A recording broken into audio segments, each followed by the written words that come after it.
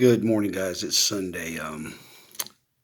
It's October the 11th, and it's 6:15 in the morning right now while I'm recording this. It'll be later when I get it uploaded. But guys, God just revealed something to me, and I wanted to share it. If any of you have been following my channel, then you know about my vision that I had when I was 11. The only vision I ever had, but it's always stuck with me. And I always believed that the events and the things in the vision I believed were a timeline. You know, the fact that my middle brother was the only one in my vision, and it's like I said, I was 11 years old. Me and my brother and sister were very close. But my oldest brother and sister are out of my life now, and he's the only one in my life now, the only one that would be coming over to my house anyways, okay? So I'd often wondered. Now, I already believed that he would be alive. Now, that wasn't ever a doubt, but I believed that him being in the vision was a sign of a timeline, not necessarily that he would be here or he would be in it, be with me when it happened. You know what I mean? He wouldn't be with me at the very moment that it happens, but I wasn't sure, because he was in the vision. So this morning, guys, because it's always on my mind, and I've just never actually prayed about it and asked the question. I've wondered and I've tried to figure it out, but I've never actually asked the Lord, would he be there when it happened? So I went on the porch this morning. Now, this is the way God always works with me, guys. He always answers my questions, or my prayers, before I ask it. Or at least partially. He gives me a clue before so that I can put it together and confirm what just happened. You know what I mean? It always happens that way. He always confirms it beforehand. That's the way he communicates to me. And I'm glad, too, because I always ask him to show me in a way only he can. That way I know, because I know the devil can't do this. So, I'm not going to be tricked, which I wouldn't be anyways. I don't believe that I would anyways. But the point is that this way I know it came directly from God, and I can have confidence in that. You understand what I'm saying?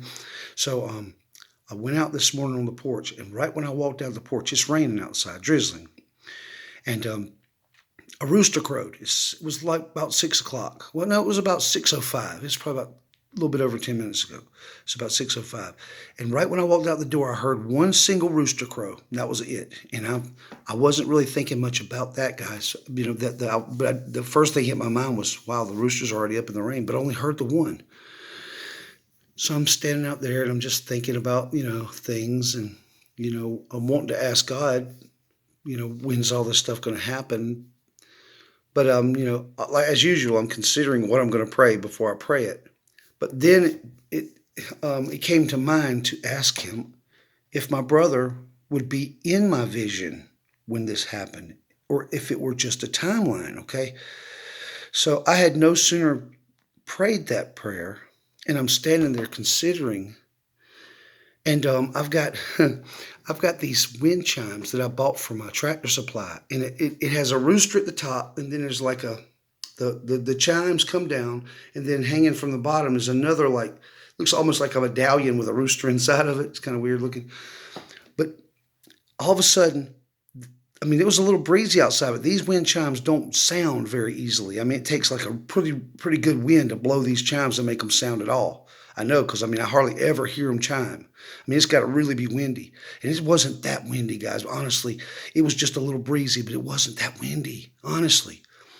And I'm sitting here considering, right after I prayed it, I'm sitting here considering, all of a sudden that wind chime went ding one time.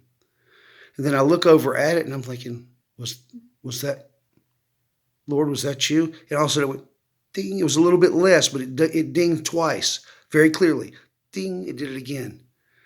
The first thing that came into my mind when that happened was that old show Breaking Bad, when Hector Salamanca was in the wheelchair and he had the little bell. And he would have to ring the bell twice for no, once for yes. That thing chimed twice. Now, I know that, look, I know how God communicates with me. And I know he don't necessarily use worldly things to communicate necessarily. But I believe that he does things with me This is just the way he communicates things to me, because I'm not very smart, guys, and he'll show me things so that I can understand it clearly. Now, if I was out there speaking out loud when I said this prayer would be one thing, but I said the prayer in my mind, and God always hears my prayers from my mind, and I don't think anybody can read my mind except God. That's what I've always believed. So either way, I take this as a confirmation of this. The answer was no, that he wouldn't be necessarily in my, what I'm saying is he doesn't have to be here for it to happen. Now, let me tell you why that's so important to me. Him being here right now, I mean, he's working on, he's not necessarily just going to be here at any random time. It's something that has to be kind of scheduled. I mean, we talk about it. He says, yeah, I might come over this weekend and all. But so that leaves me way in the back of my mind thinking, well, he's not coming over this weekend, thinking that he's got to be here before it happens, which puts me in kind of a weird state of mind. Well, now I know he doesn't have to be here when it happens. That's what I believe, guys. And that's what I have faith in the way the Lord talks to me. And I get excited about it because I know, guys, he's done it too many times. I can't question the way the Lord communicates with me, not when he's proven it so many times, so many times. So this is what I'm saying. If he's not going to be in my vision, I mean, if he was in my vision, but he's not going to be in the rapture, then that tells me God was showing me a timeline with him being in my vision. Understand that the age, the 56 thing, right? He's 56. He turns 57 December the 9th. Guys, that's big. That tells me personally that we got to be out of here by December the 9th, because I don't believe we're going to be here when he turns 57. But now I know it can happen anytime. I mean, I believed it could happen deep down inside. I mean, I believed it could happen anytime. But, there's that little part of you, that it's like, well, he's not over here. My brother ain't here. But I believe he's going to go in the rapture with me. But he's not necessarily going to be here. So that changes a lot of things in my way of looking at this. So, I know, guys, I know this isn't really a whole lot of encouragement for you guys. You don't know me. You don't know my brother. You can't put a lot of faith in happenings with me. But that's going to encourage me to look at things a little differently, okay? So now that I believe that God has revealed that truth to me, that he will be alive, but that it will be this year. And I don't know how to explain that, guys, but I do believe in generational curses, okay? I get that, but not with my dad and my brothers, okay? There's no reason why there would be a generational curse on them, guys. They were saved. At least my dad was definitely saved, and I'm pretty sure my oldest brother was. And I just found out from Kenny the other day that my grandfather was also 56. That's three. That's grandfather, his oldest son, and his next oldest son. Two oldest sons. My grandfather wasn't an oldest son, but nevertheless, his oldest son died at 56, like he did. Then my oldest brother, who was 56, and also the oldest, my dad's oldest son, died at 56. So, guys, now I don't want to just be dogmatic about my own interpretation of this and say we're definitely going to be out of here by December the 9th. But I believe there's strong evidence, at least in the way God communicates with me, that we will be out of here before December the 9th, his birthday, because he'll turn 57. And I believe he's going to be alive either way, but that's not the point. The point is God put him in my vision, and him the only one in my vision, for a reason. I mean, he could have just been telling me that he would be alive when it happened. So, that's one thing. And so, I mean, there's no reason to believe that he's going to die this year, guys. That's not the point I'm trying to make. The point I'm trying to make is God has been showing me something. I think he's been using this pattern. Not necessarily he created this pattern for that reason. I mean, it was just coincidence that they died at that age. But I believe he's using that pattern for me as a confirmation of a time frame, not a day, not an hour, but a time frame. That's a whole year. I mean, 56 is a whole year. Now, we're getting close. Guys, it's already October. We ain't got but a couple months. I mean, not even a couple months for December the 9th. I mean, it's already the 11th now. Now, don't think that I'm saying that we're definitely going to be out of here by December 9th. All I'm saying is that there's something to this. I believe there's something to this. So now I'm going to start looking at things just a little bit differently. So, and as usual, guys, I believe that he's going to come anytime. But see, while I'm waiting for him to come, these things excite me. They get me encouraged and they keep me pressing forward. And I know they do you too. Some of you just when you hear a date, you get your heart set on it and then you get your heart broken. And I understand why you would be upset about it. But I'm pleading with you today is not to be upset if the dates don't pan out, because we don't know for sure. None of us do, guys. We're all speculating and trying to figure it out. But there's strong evidence when there's strong evidence to a time frame, a narrower time frame, not necessarily a date, because I never believed it was going to happen on the exact date that I thought it was or anybody else did. But it narrows the time frame down somewhat, okay? Because like I said, we may not be able to know the day or the hour possibly, or maybe it's just the hour, but I do believe that we'll know at least within 2 days, because the Bible don't say nothing about 48 hours. It just says day or hour. So unless he was meaning his day and hour, which that would mean that nobody would ever know, because that's over 1,000 years. But I do believe he meant that literally, that we couldn't know the day or the hour. That's if he even said that, if that was in context to just knowing the timing of the rapture, which it may not have been.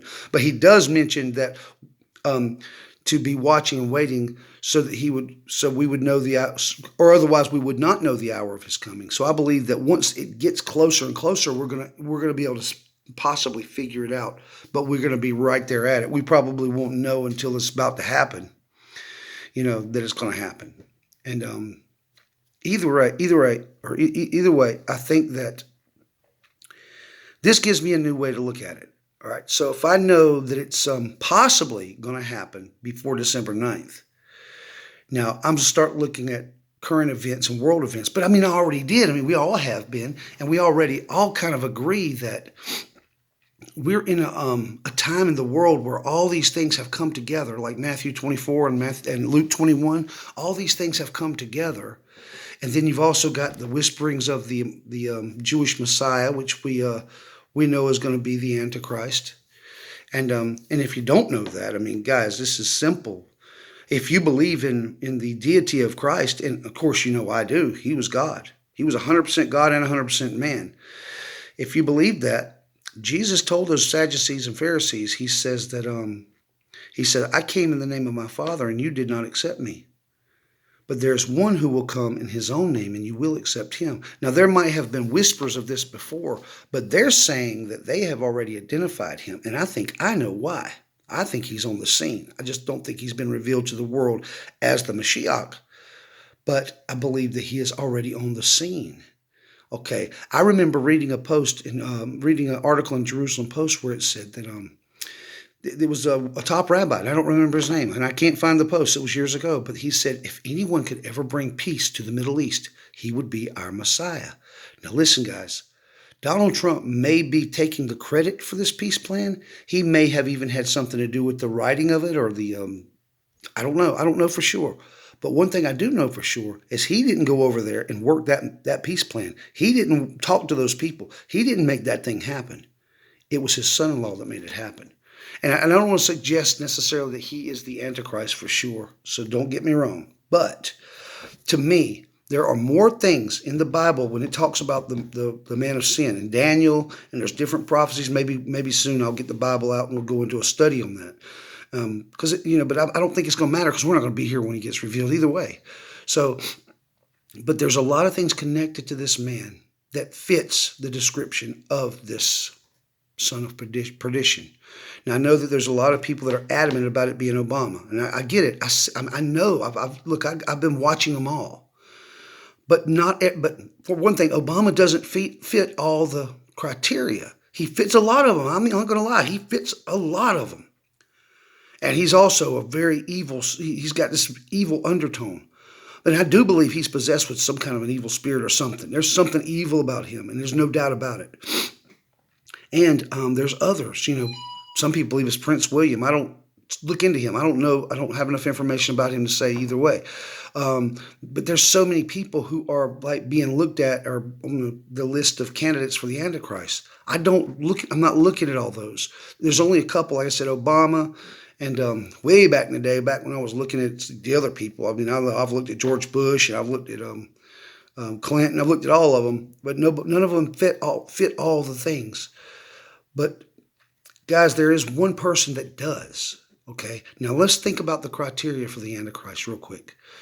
Listen, now I've had comments about this. Well, we talked about this before, and I've had comments where people have told me that it'll be Obama and he'll be forced on them. Guys, the Jewish people are the ones that are going to basically coronate him as the king. They're the ones that are going to vote him in. I mean, it's not going to be a forced Mashiach. They're going to love this guy. They're going to all want him as their Mashiach. They're going to believe that he is the anointed one. Why? Because Jesus said that one would come in his own name and you will accept him. Understand something. He being God and being the manifestation of the Word of God, whatever Jesus said happened. It happened because him being the Word of God and God being the Word of God is what created the universe. That's why he says that when the foundation of the world, he says, I can't remember the exact verse, but to quote it, it's paraphrasing, but he says that, basically at the beginning of the world, when everything began, he says, I am. You understand? He was saying that he was there when the world was created because he was the Word of God that spoke it into existence. He was the Word made flesh and dwelt among man. It's in the Bible. So if he said that, make no mistake, if it came out of Jesus' mouth, it is going to happen exactly the way he said it. And he said, they didn't accept me, or they said, you don't accept me and I came in the name of my Father, but you will accept one who will come in his own name.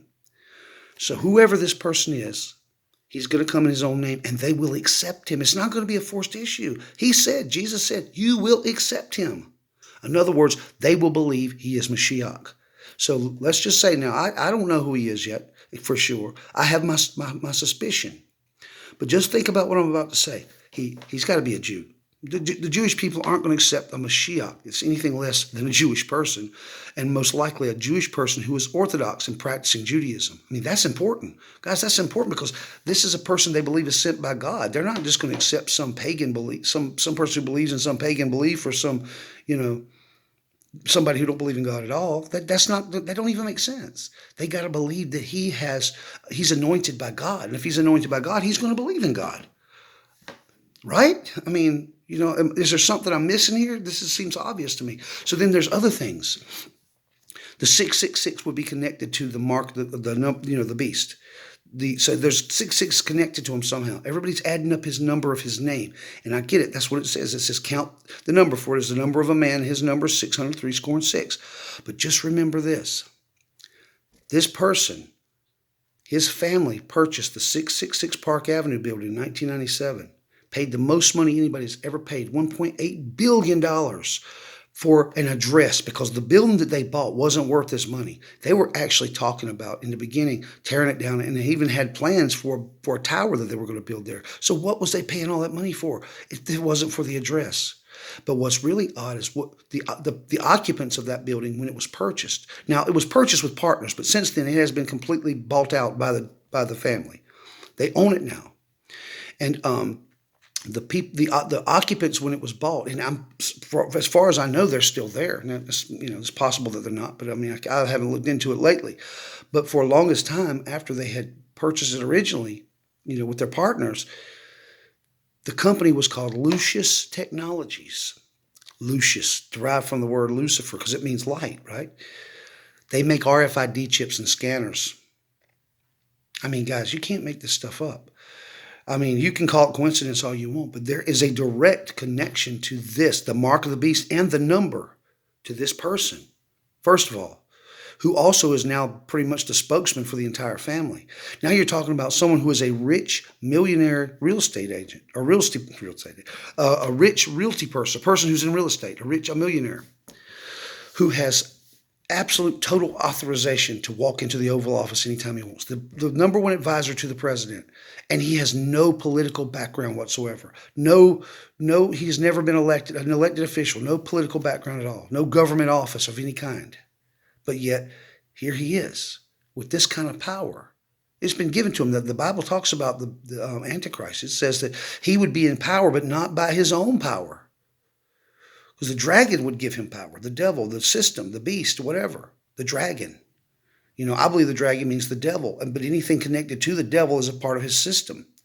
So he would be given power, not of his own power. This man has no power in of himself except the people he knows. That's what gives him his power. But he has power. It said he would come in as a lamb, but speak as a dragon. This person is so timid looking. They're so soft and so innocent looking and nice. I mean, this is the kind of person you can't help but like. They scream, I'm a good person. You know what I mean? But that's what we're looking for. We're not looking for Obama. We're not looking for a pompous, evil person. We're looking for someone who could fool the world.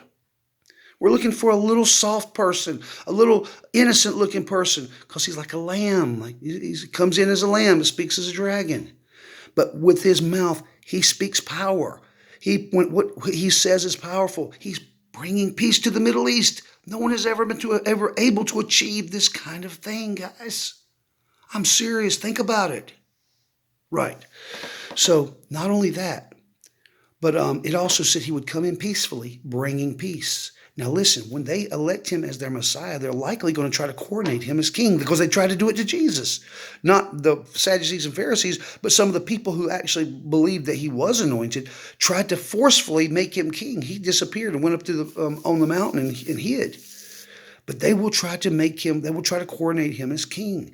And I don't know if this is like going to be like a leader kind of king, or more like a, I don't know, how would you put it, honorary, like an honorary king or something, like kind of like the Queen of England is now. But nevertheless, someone who has authority and power. And that may change. He could wind up being elected as the head of the UN because of his peacemaking abilities. Guys, I don't know. All I'm saying is this. If it is, and he really is on the scene, because all I'm trying to get to is if they're whispering that this Antichrist, their Messiah is on the scene. These are what the top rabbis are saying, and these guys don't just willy-nilly do this kind of thing. If they wouldn't even mention if they didn't think that he was the one. They wouldn't risk their reputations for this. And besides, Jesus said it. One would come in his own name, and you will accept him. They already accepted him. I'm telling you, they already planning to coronate him as their Messiah and their king. So anyways, if he really is on the scene, and I believe that he is, then that means we just have moments, guys. We have a very short time. He was supposed to have revealed himself at Rosh Hashanah or shortly thereafter. This is their own words. It hasn't happened yet. We're now, almost 4 weeks past Rosh Hashanah? I mean, we are, guys, it's got to be getting close. And if you understand 2 Thessalonians chapter 2 the way I do, and the way many other watchmen do, many other evangelists and Christians do too.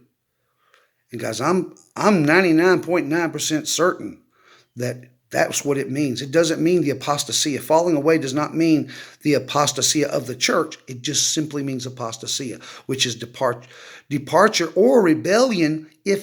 But there's nothing in there to suggest it means rebellion. There's no word that would denote that. There's no, all it says is departure. All it says is apostasia. And without nothing behind it or in front of it, you can't just assume it means rebellion or apostasy from faith or apostasy from the church. It just says apostasia, departure. It means departure. And it's talking about the gathering.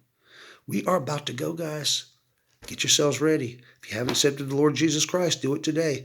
And guys, I'm telling you, we are so close. I mean, Jesus is literally at the threshold of walking through that door and taking us home.